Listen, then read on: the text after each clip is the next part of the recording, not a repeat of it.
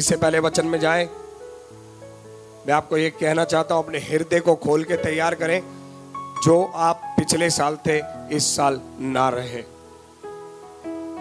पिछले साल आपने जिन बातों में समय बिताया, समय गवाया, उन बातों को ना दोहराए, क्योंकि दोहराने वाला मूर्ख होता है। नीति वचन उसे कुत्ता बोलती है।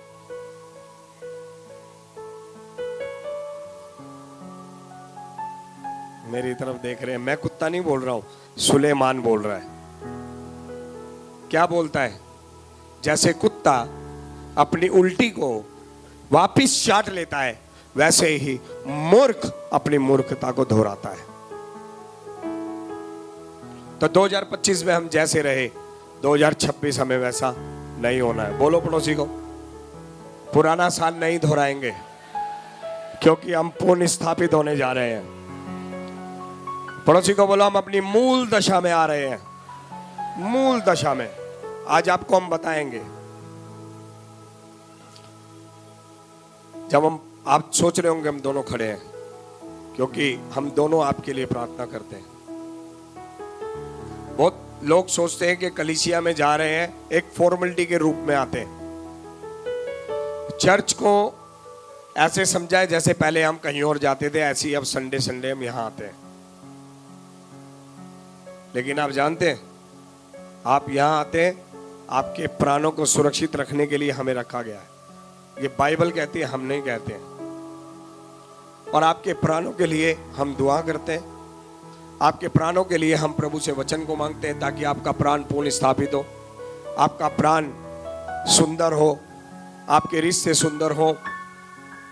बहुत सी बातों में हम भी अपने आप को बदलते हैं, क्योंकि हम जानते हैं हमारे पति पत्नी का जो जीवन का प्रभाव है वो कलीसिया के लोगों पर भी आएगा।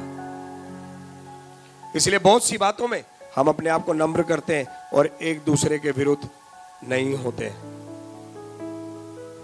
क्योंकि अगर मैं अपनी पत्नी का आदर नहीं करूंगा और ये मेरा आदर नहीं करेगी, तो कलीसिया के लोगों के ऊपर भी वही अभिषेक आएगा।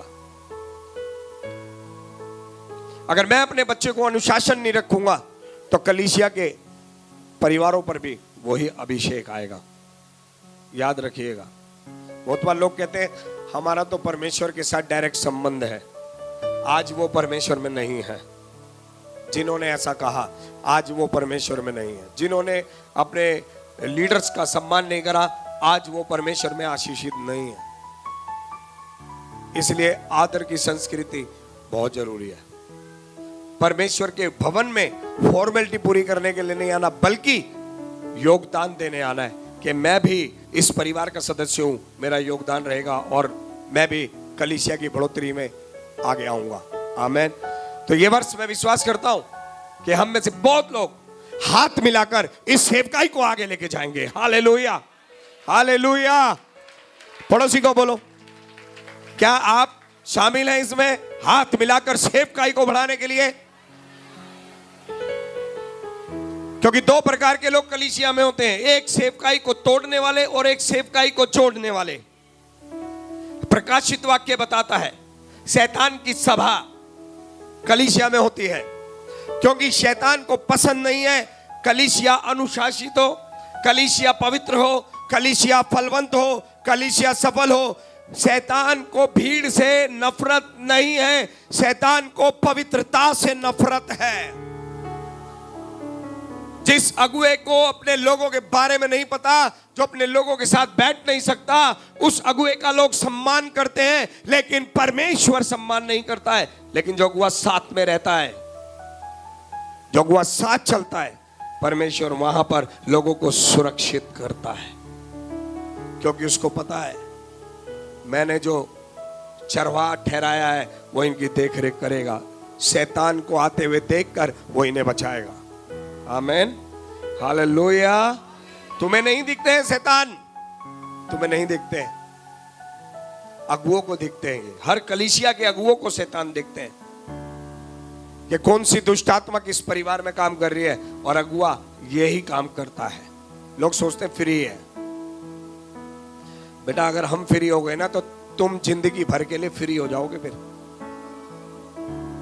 अगुओं की ड्यूटी है निरंतर लोगों को लिए दुआएं करना, परमेश्वर के वचन का मनन करना और फिर उनको वचन से संभालना। आमीन।